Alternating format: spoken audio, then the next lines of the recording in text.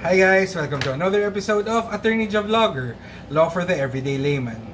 Today we take up part 1 on the law of obligations and we talk about the general principles of obligations. So if you like my videos and you want to see more, please hit the subscribe button. Please remember that this is only for educational purposes and is not a substitute for proper legal advice or for studying and understanding the law. Okay? So what is an obligation? The law defines an obligation to be a juridical necessity to give, to do, or not to do. The word obligation comes from the Latin word obligatio, which means to tie or bind. And in the definition of an obligation, the law states that it is a juridical necessity. Juridical necessity simply means that in case of non-compliance with the obligation, then the courts may be called upon for the enforcement or fulfillment of the obligation, and in default thereof, for the economic value of the obligation. Okay? In proper cases and when warranted, damages may be awarded to the injured party. And damages should not be confused with damage. Okay? Because damage is the actual physical injury or harm which is suffered, while damages is the monetary or pecuniary compensation which is paid for suffering that injury or harm. Okay? Now, when we talk about obligations, in general, there are two. We have the civil obligations and we have the natural obligations. For purposes of Oblicon, we will be talking about the civil obligations unless otherwise stated. For natural obligations, I will be coming out with a video on that soon. Okay? Now, what is a civil obligation? Those which give rise to a right to its enforcement. Okay? While natural obligations, on the other hand, arise from equity and natural law. In other words, they cannot be enforced, unlike those civil obligations which can be enforced. Okay?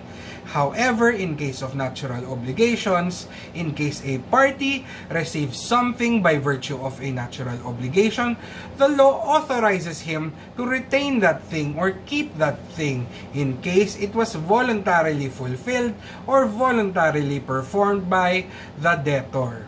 Now we can go to the essential requisites of obligations. First, we have the active subject.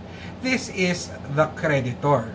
The creditor is an active subject because he is the party who is entitled to demand performance of the obligation. Second, we have the passive subject. This is the debtor. Okay? He is the party who is bound to the fulfillment of the obligation. He is passive because he does nothing until the demand for performance of the obligation is upon him. Okay?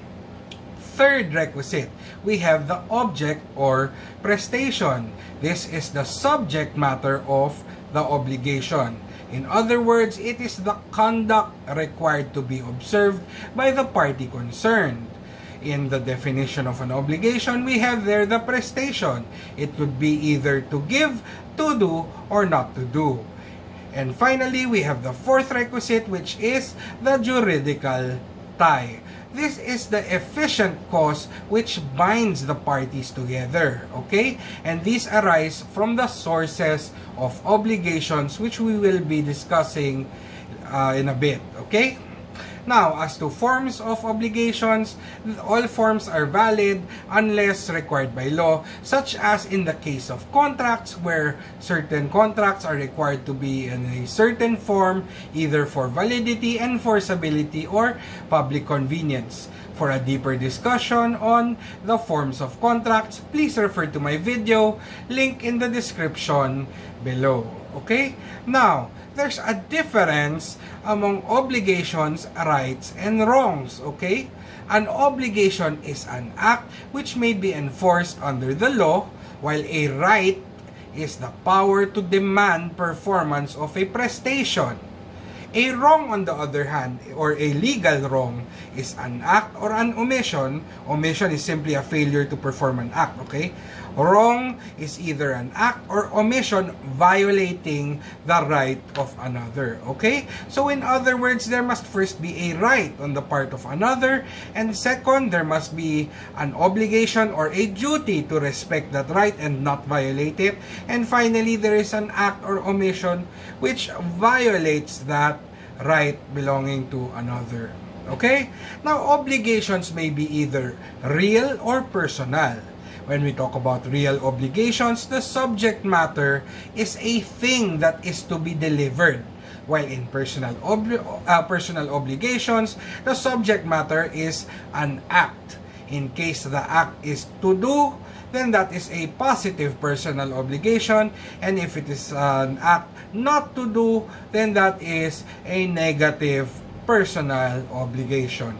Now we can talk about the sources of obligations. Okay? Under the law, obligations arise from law, contracts, quasi-contracts, delicts, and quasi-delicts. Okay? When we talk about obligations arising from the law, this is not presumed. Okay? Obligations arising from law are never presumed. Only obligations which are in the civil code or in special laws are demandable. In other words, the law has to clearly say that an obligation is involved in order for it to be demandable. Why are these never presumed? Because they impose a burden upon the debtor. Okay? And for you to know if the law is the source of the obligation, the test is simple. If the act or condition on which it depends is simply a factor to determine when it is demandable, then the obligation arises from law. However, if the law merely recognizes or acknowledges the existence of that, then it does not arise from law. Some obligations that arise from law are the obligations to pay taxes or the obligation to support each other in case of husband and wife. For instance, a school has no obligation to pay its teachers' clothing allowance if there is no law which demands it. Okay? So if there is no law creating an obligation, then it is not demandable. Okay? Now we can go to contracts, which is the second source of obligations. Now, the rule is contracts are obligatory upon the parties. They have the force of law between the parties and should be complied with in good faith. This is known as the principle of obligatory force. Okay? However, this presupposes that the contract is valid and enforceable. Otherwise, the different rules will apply. For a deeper discussion on contracts, I have a 7-part series. Please just refer to those. Okay?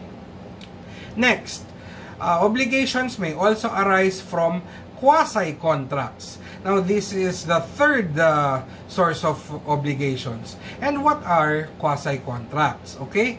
Quasi-contracts are juridical relations resulting from lawful, voluntary, and unilateral acts by virtue of which the parties become bound to each other to the end that no one will be unjustly enriched at the expense of another. Okay? Now, these quasi-contracts are not contracts. Okay? Because no consent is given here. However, by fiction of law, the law itself supplies that consent. Okay?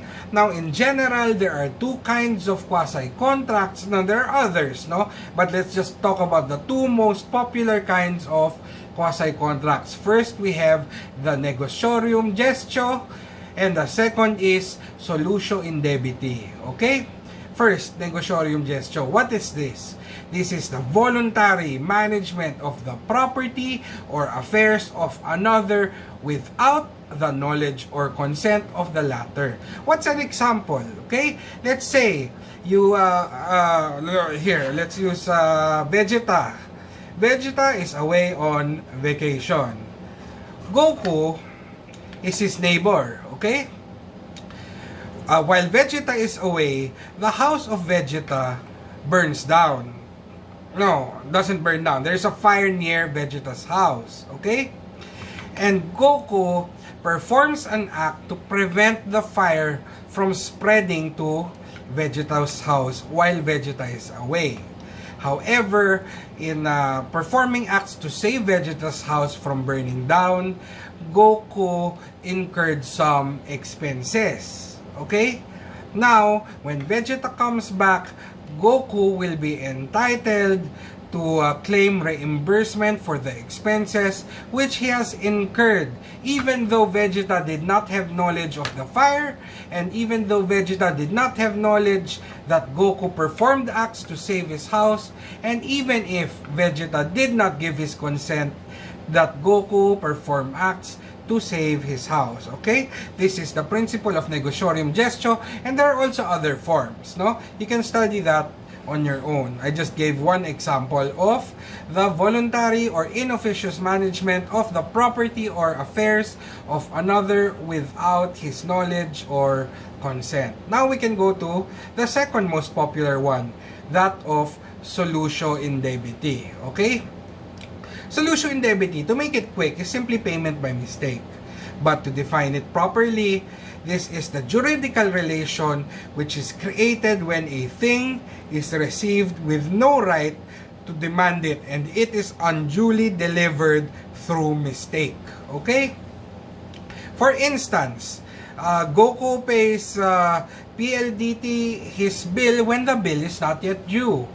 Since the bill is not yet due and demandable, there has been payment by mistake, and before the due date, Goku has a right to claim reimbursement or to ask for what he paid to be paid back to him by the person or party who has received the payment by mistake.